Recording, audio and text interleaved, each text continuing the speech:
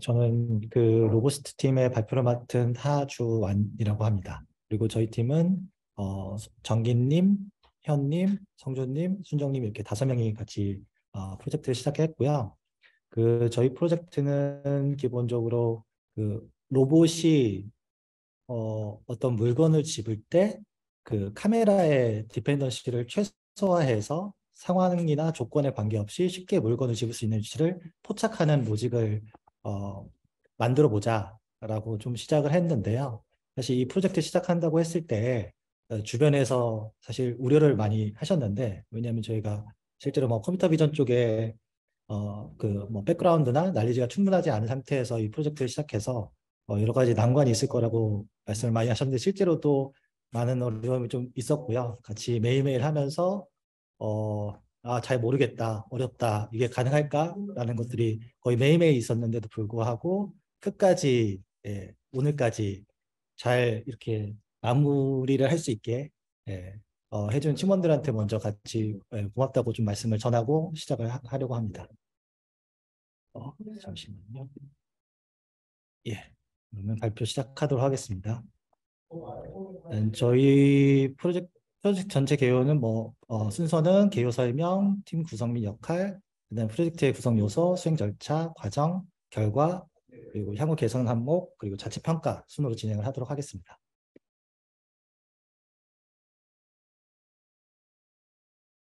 네. 사실 작년 말부터 했을 때 그 글로벌적으로 가장 핫한 화두는 AI였던 것 같고요. 네, 챗GPT 때문에 AI였던 것 같고, 국내에서는 올해부터 가장 핫한 화두 중에 하나는 로봇이었거든요. 그래서 기존에 사실 작년에 상장한 회사, 한 2천억짜리 회사가 올 초에 갑자기 한 3달 만에 지금 한 2조 4천억짜리 회사가 된 것처럼 뜨거운 관심을 좀 갖고 있는 분야라고 보시면 될 것 같은데요. 로봇 시장이 사실 굉장히 좀 빠르게, 원래도 큰 시장이긴 했는데 점점 좀 빠르게 크고 있고, 사실 국내 로봇 시장은 로봇 밀도만 봤을 때는 다른 나라와 비교할 수 없을 정도로 매우 큰 시장입니다. 그런데 이 로봇 시장이 계속 커가면서 다양한 문제들을 해결하고 싶어 하는데, 그중에 가장 큰 문제 중에 하나가 그 물체를 학습이란 말은 좀 그렇고요. 정확히 티칭이란 말을 쓰는데, 정확히 이렇게 집어라고 가르쳐 주지 않고 어떤 랜덤한 상태에 있는 물건을 집을 수 있는 로직을 해결하는 문제가 어떻게 보면 지금 로봇 쪽에서 많이 수행하고 있는 과제라고 보시면 될 것 같은데요. 그래서 저희도 그런 과제를 같이 한번 풀어보고 싶어서 이번 프로젝트를 통해서 처음 스터디를 시작을 했는데, 60포즈 에스티메이션이라는 걸 좀 스터디를 진행을 했고요. 60포즈에서 그 6D는 저희가 보통 3D는 많이 이해를 하고 계시는데, 6D라고 표현한 이유는 이 물체가 있는 X, Y, Z 이 해당 위치 정보뿐만 아니라 이 물체가 놓여 있는 자세, 보통 이제 롤피치오라고 하는데, 이 자세에 대한 정보도 뽑아내서 실제로 3천 공간 내에 물체가 어떤 자세로 어떤 위치에 있는지를 추출하는 로직이라고 생각하시면 됩니다.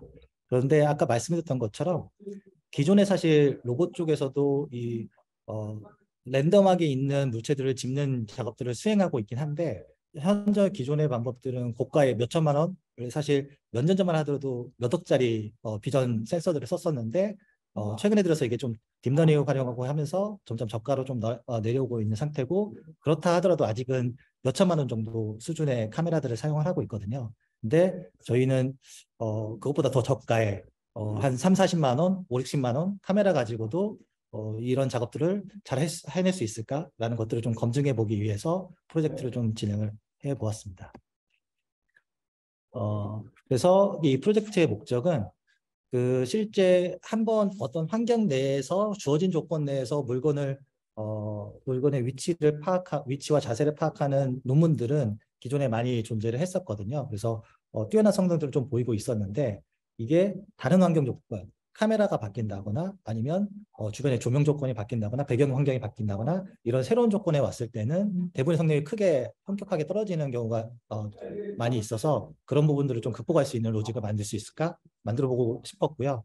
또 만약에 실제로 사실 이 로직을 그대로 썼을 때 바로 적용할 수 있으면 좋긴 하겠지만 실제로 뭐 예를 들면 물리센터나 이런 데서 이 로봇이 피킹하는 작업을 수행한다고 했을 때 매일매일 새로운 상품들, 새로운 물건들이 새로 입고가 되거든요. 그래서 작은 학습 데이터로 새로운 물건들을 쉽게 트레이닝할 수 있는 방법을 찾고자 하는 게 저희 목적이었습니다. 그래서 이런 것들이 가능해지면 기대 효과로 결국 어떤 환경에서라도 손쉽게 적용 가능한 그런 알고리즘을 저희가 확보하게 되면 자동화, 물류 자동화나 기타 다른 자동화 영역에서도 시장의 활성화를 좀 확대에 기여할 수 있다고 생각을 했었고, 또한 뭐 물리센터 같은 경우 방금 말씀드린 것처럼 신규 상품이 늘어나더라도 그거에 관계없이 손쉽게 빠르게 이런 알고리즘들을 적용할 수 있을 거라고 기대를 하고 있습니다. 구성 관련해서 팀 구성과 역할에 대해서 말씀을 드리면 저는 이제 전체적인 총괄을 좀 맡았고요. 저희 손정기님은 개발하기 세팅하고 트레이닝 프로세스의 전발에 대한 부분들 사실 집에서 자체적으로 트레이닝을 별도로 돌리셨는데 너무 열이 많이 나가지고 부모님이 전원을 차단했다라고 하시더라고요. 그래서 그 정도로 과하게 트레이닝을 많이 돌리셨고요. 그다음에 뭐 현님과 최현님과 맹선주님 같은 경우에는 이제 기본적으로 커스텀 데이터에 대한 빌드업 작업을 하셨는데 사실 이 60포즈 에스티메이션도 처음 접해보고 RGBD 카메라도 처음 사용하다 보니까 사용성에 좀 어려움이 많아가지고 스터디를 많이 하게 할 필요성이 생겨서 사실 두 분이 며칠 동안 계속 합숙을 하면서 작업을 좀 수행을 했었습니다. 그리고 오순정님 같은 경우에는 기본적으로 저희가 필요한 중간중간 데이터 컨버팅이라든지 필터링이라든지 중간에 필요한 코드들을 작업하시는 걸 전담을 해주셨고 마지막으로 지금 보시는 발표 자료 전반을 작업해 주셨다고 보시면 될 것 같습니다. 잠시만요. 화면이 잘 안 보여가지고요. 네. 다음은 이제 프로젝트 구성 요소에 대해서 말씀드리면 기본적으로 저희가 사용했던 모델은 FFB60라는 모델을 사용을 했고요.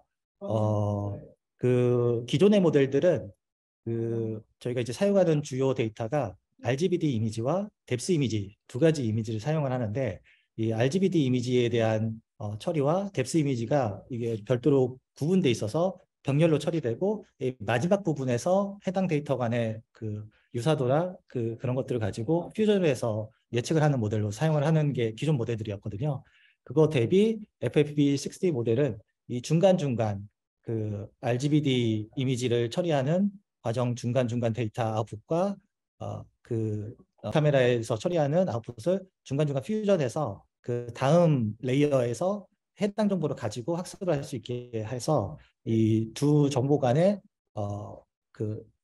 유사도 분석을 좀 더 강화했다라고 생각하시면 될 것 같습니다. 그래서 기존 처리 알고리즘들보다 성능을 좀 높게 뽑아낼 수 있었던 모델이었습니다. 하지만 이 모델도 앞서 말씀드린 것처럼 기본적으로 촬영 환경에 대한 디펜던시가 매우 크고요.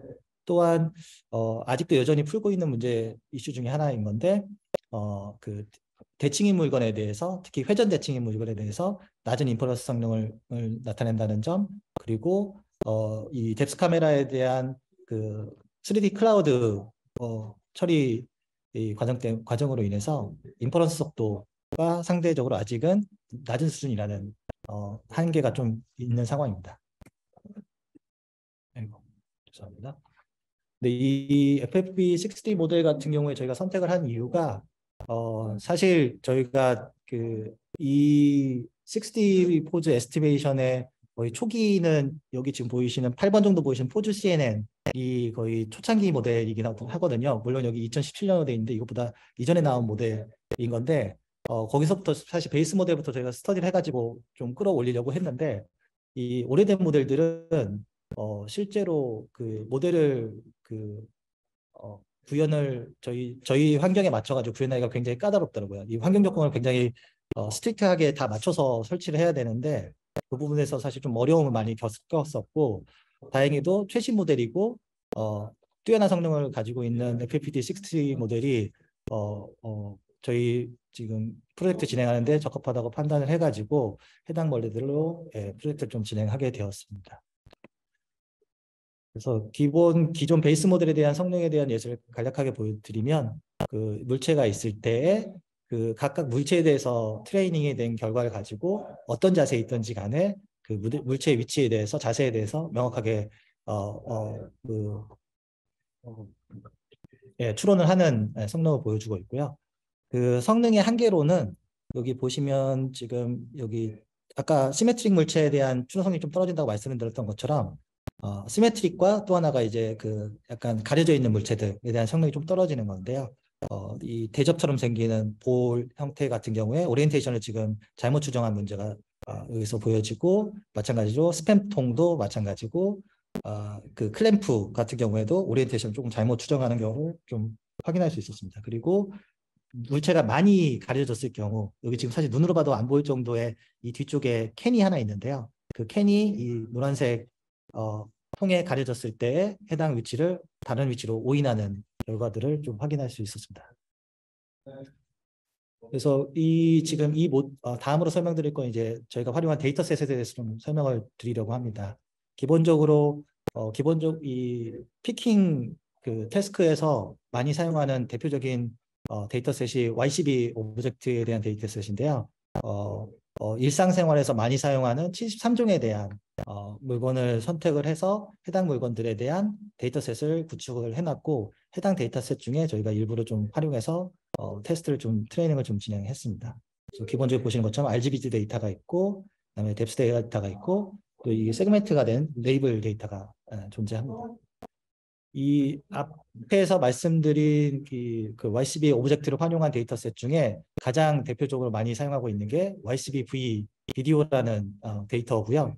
해당 데이터는 고가의 촬영 장비를 통해 가지고 그 물체를 회전시키면서 실제 그 오리엔테이션과 포지션들을 측정을 해가지고 만든 데이터셋이고요. 실제 이 그 60 포즈 에스티메이션의 가장 큰 어려움 점 중에 하나는 바로 데이터셋을 만드는 거거든요. 근데 지금 보신 것처럼 이 고가의 촬영 장비랑 사실 일상생활에서 사실 이거를 만들기 좀 어려울 정도의 구성으로 데이터셋을 좀 만들었다고 보시면 될 것 같고요. 이거를 좀 극복하기 위해서 추가로 이후에 만든 데이터셋이 YCB 멀티캠 데이터셋이 있습니다. 이 멀티캠 같은 경우에는 일반적으로 좀 상대적으로 저가인 몇십만 원에서 몇백만 원 수준의 카메라 7대로 촬영을 한 데이터고요. 좀 이 앞에 V보다는 좀 경량화된 데이터라고 보시면 될 것 같습니다. 그리고 실제 트렌드는 이렇게 촬영을 해서 트레이닝을 하는 것 자체가 굉장히 코스트가 많이 발생하기 때문에 실제 현업에서는 어떻게든지 가상 데이터를 활용해서 이거를 좀 이 코스트를 줄이고자 하는 노력을 많이 하고 있거든요. 그래서 그 엔비디아 측에서도 그 YCB 데이터를 가지고 시뮬레이션 데이터를 별도로 데이터셋을 만들어 가지고 FAT라는 명칭으로 올려두었고 해당 데이터셋을 저희 트레이닝에도 좀 사용을 하고 있습니다.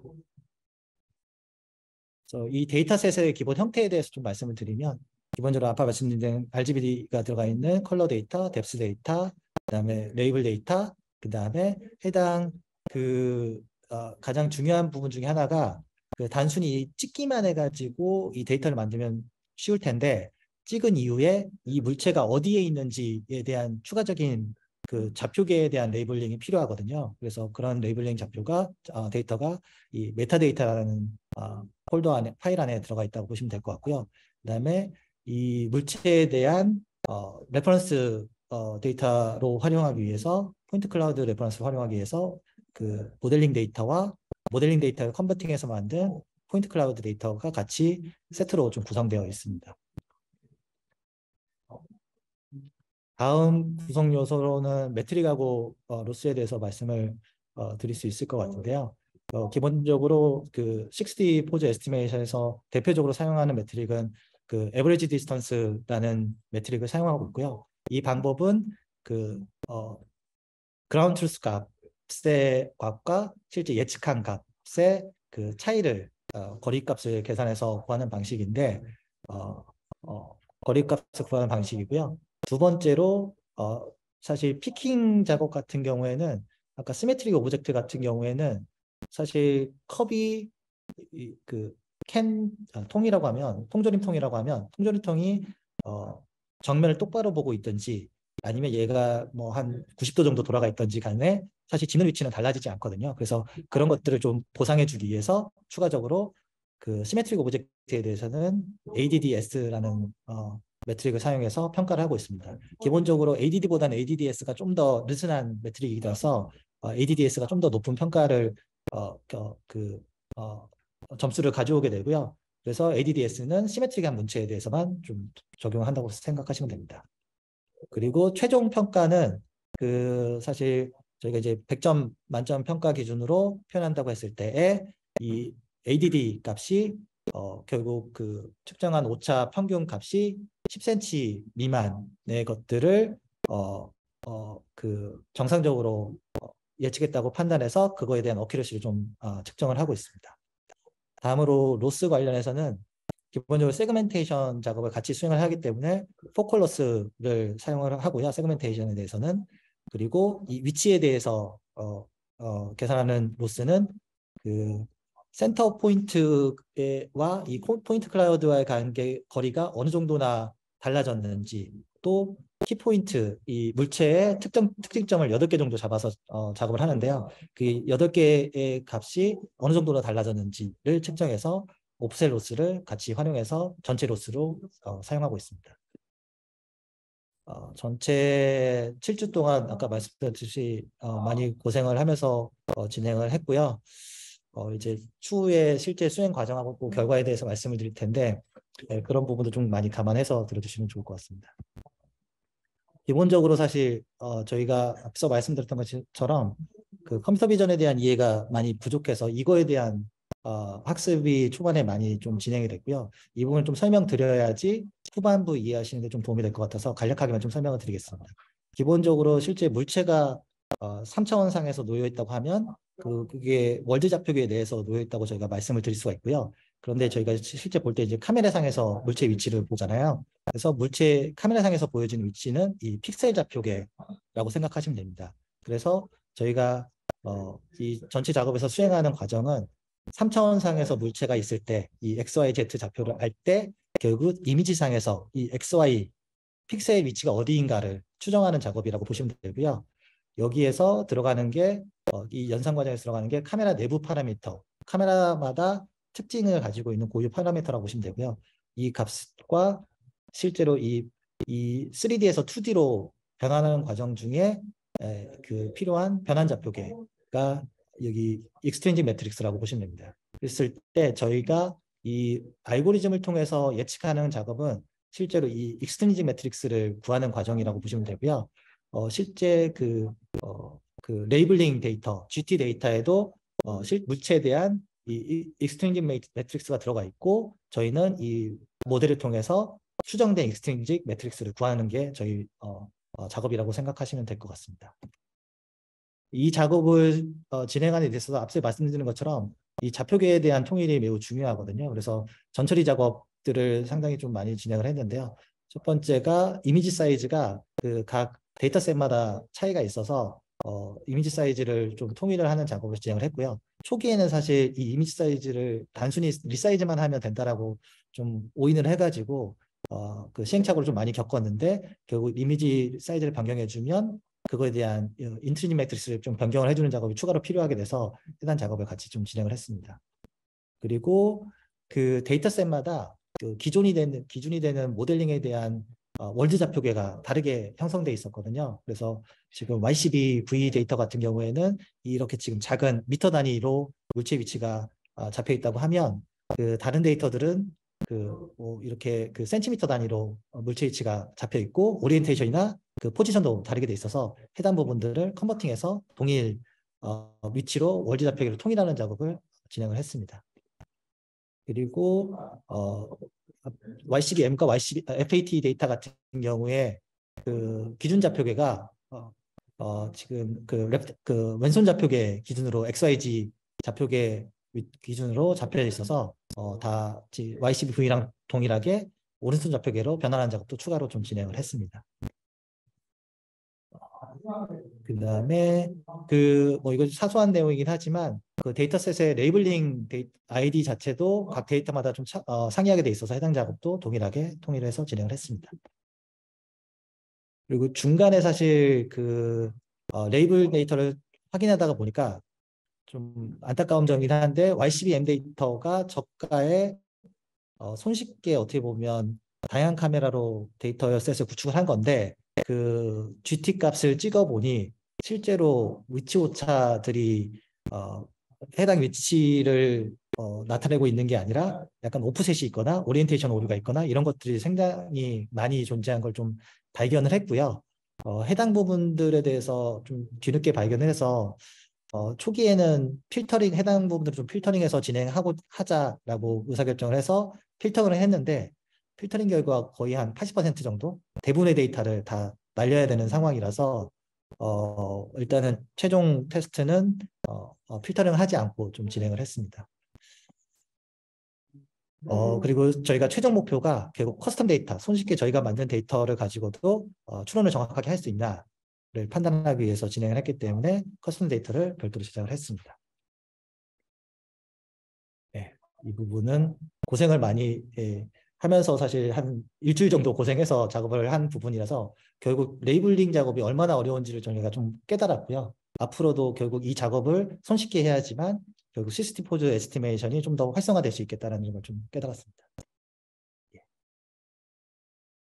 그래서 이 앞서 말씀드린 조건들을 가지고 테스트를 비교 테스트 좀 진행을 했었는데요.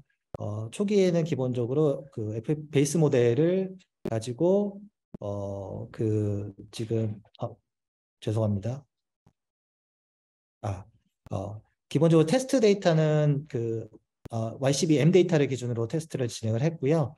그 베이스 모델로 처음에 T0 테스트는 베이스 모델로 YCB-M을 그냥 바로 추론해본 인퍼런스 해본 결과에 대해서 측정을 했고 레퍼런스로 측정을 했고요. 그 다음에 T1 같은 경우에는 YCB-M으로 트레이닝을 한 이후에 트레이닝 결과를 가지고 YCB-M의 테스트 데이터를 가지고 실물 가지고 테스트를 좀 진행을 하고 T2의 경우에 있어서는 가상 데이터로만 가지고 트레이닝을 시키고 실무 데이터에 대한 결과를 인퍼런스 해봤습니다. 그리고 T3 같은 경우에는 트레이닝에 이 실물 데이터와 가상 데이터 같이 섞어서 트레이닝을 한 다음에 인퍼런스를 해봤고 T4 같은 경우에는 실물 가상을 다 합친 다음에 저희가 기본적으로 파인 튜닝을 좀 많이 진행하고자 했는데 결과적으로 앞에 트레이닝 결과가 말씀드리겠지만 예상보다 좀 적게 나와서 좋은 결과 나오진 않아서 파인팅을 좀 최소화만 했고 그 중에 하나 로스에 대한 값에 대한 파인튜닝을 좀 추가로 진행을 해서 테스트를 수행했습니다. 그리고 마지막으로는 결국 저희가 커스텀 데이터에 대한 것도 결과 평가를 하기 위해서 이 T3 했던 트레이닝 결과를 가지고 마지막 레이어 저희가 트레이닝을 좀 더 빠르게 수행하기 위해서 마지막 인퍼런스 하는 쪽의 레이어만 활성화시키고 나머지 레이어들은 프리즈를 시켜가지고 트랜스퍼 러닝을 좀 진행을 해봤거든요. 그래서 그 부분은 T5에서 진행을 했습니다. 해당 내용에 대해서 결과에 대해서 좀 말씀을 드리도록 하겠습니다.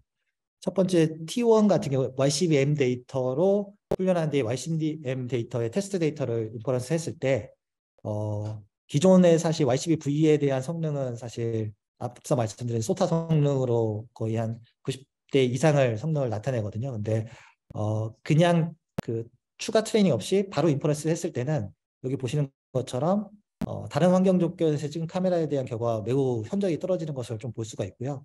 저희가 추가로 이제 트레이닝을 했을 때에 이 한 회폭 돌렸을 때 사실 트레이닝이 좀 상승하긴 했는데 사실 저희가 트레이닝을 충분히 시켜보지는 못한 상태에서 적은 회폭으로 좀 돌려봤을 때는 어느 정도 좀 정체가 일어나는 것을 좀 확인을 했습니다.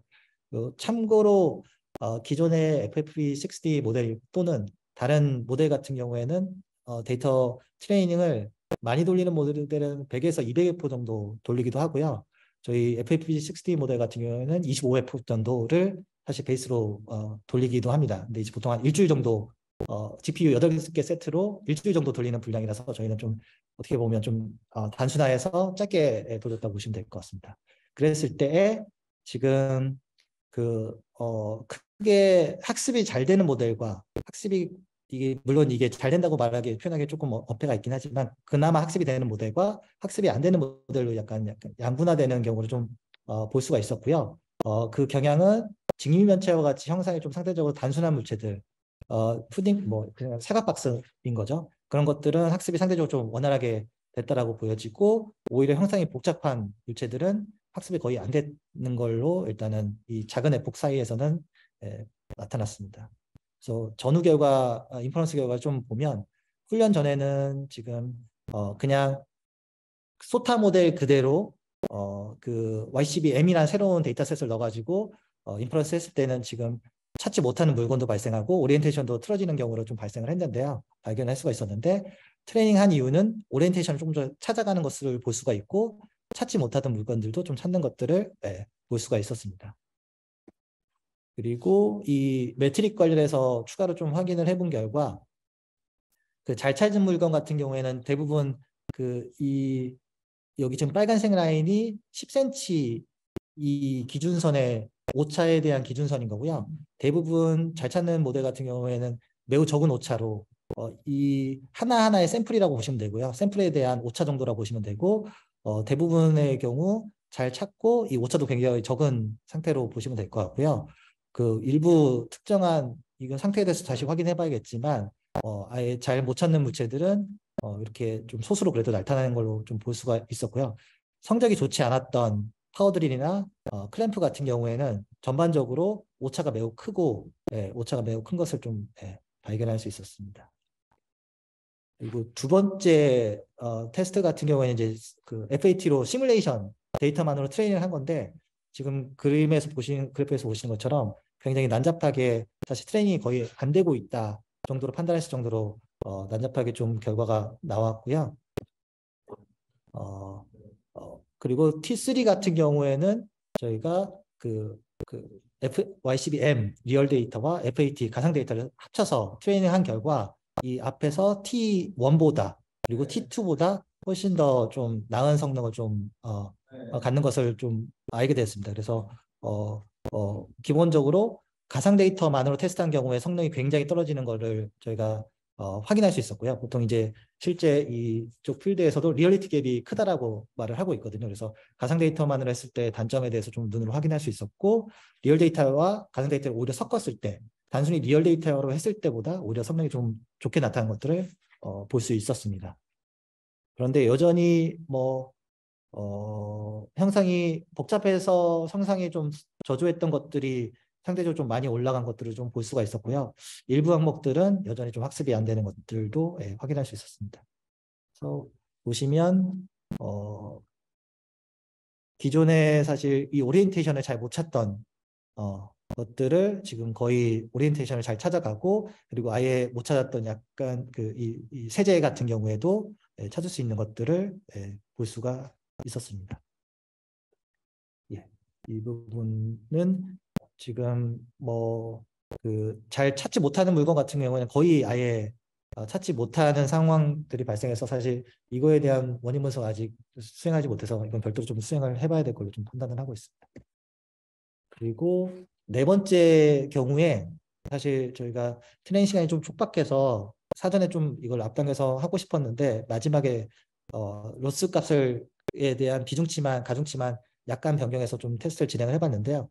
참고로 로스가 크게 세 가지로 이루어져 있는데 하나는 아까 그 세그멘트에 대한 그 로스가 한 가지가 있고요. 또 하나가 키포인트에 대한 오프셋 로스, 그다음에 센터 포인트에 대한 오프셋 로스 이 세 가지로 되어 있고 그 중에 사실 키포인트 오프셋 로스가 사실 그 로스 전체 결과값 중에 가장 큰 부분을 차지하고 있었거든요. 근데 그 가중치 자체는 세그멘테이션 로스 쪽에 많은 가중치가 있어서 그 부분은 비율을 조정을 해서 키포인트 쪽의 로스를 좀 더 웨이트를 늘려줬더니 전체적으로 학습이 조금 더 기존 대비 향상되는 걸 좀 볼 수 있어서 사실 로스 값을 좀 잘 고정을 해가지고 테스트를 수행하게 되면 추가적인 성능 향상을 좀 살 수 있겠다라고 좀 판단하게 되었습니다.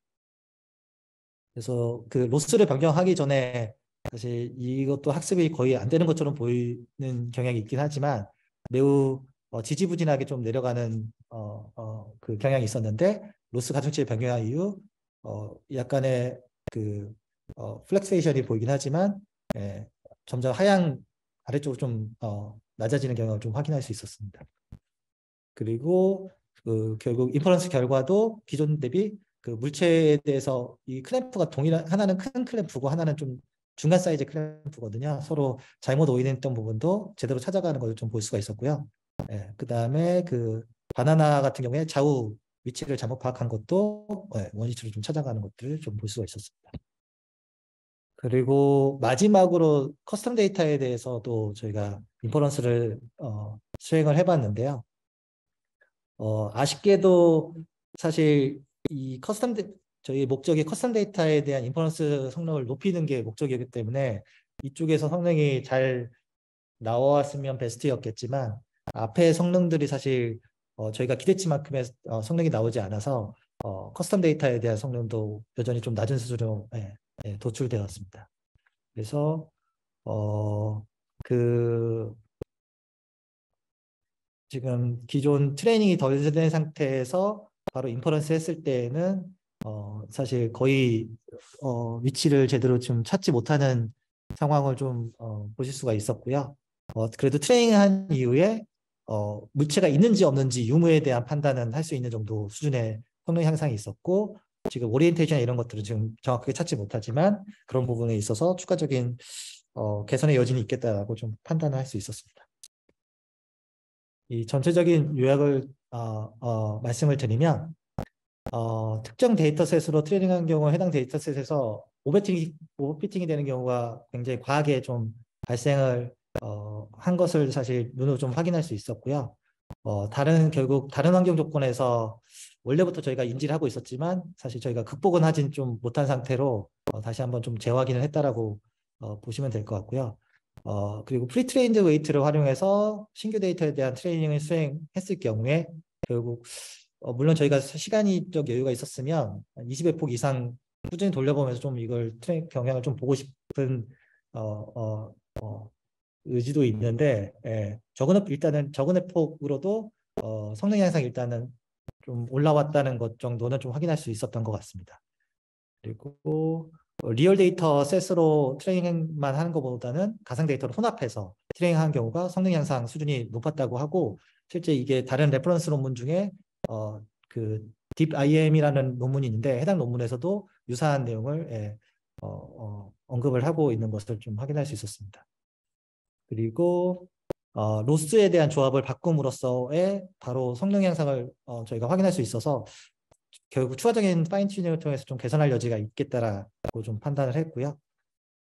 마지막으로 커스텀 데이터 경우 사실 데이터셋 만드는데 굉장히 많은 시간이 소요돼서 저희가 380장 정도만 가지고 사실 작업을 진행을 했는데 실제 현업에서는 보통 1000장에서 1200장 정도는 필요하다고 하더라고요. 그래서 이 데이터셋을 조금씩 늘려가면서 테스트를 해봤으면 어땠을까 하는 부분도 좀 다음 여지로 좀 남겨두고 추가 테스트가 필요하다는 걸 좀 인지하게 되었습니다.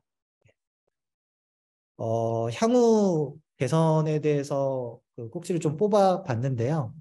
현재 상태에서 진행을 한다라고 했을 때 로스에 대한 가중치를 좀 변경해서 베스트 가중치를 좀 조합을 확인해 보는 작업들을 해볼 수 있을 거라고 좀 판단하고 있고 그 다음에 YCBM 데이터가 결과적으로 그 지금 신뢰성이 상당히 떨어지는 부분이 있어서 좀 더 이 레이블링에 대한 정확도가 높은 데이터로 테스트했을 때 결과에 대한 부분들을 보강하는 것들도 해볼 수 있겠다라고 좀 생각은 하고 있습니다. 그리고 커스텀 데이터셋을 늘려가면서 적정 수량을 파악해보는 작업도 필요하다고 생각은 하고 있고요.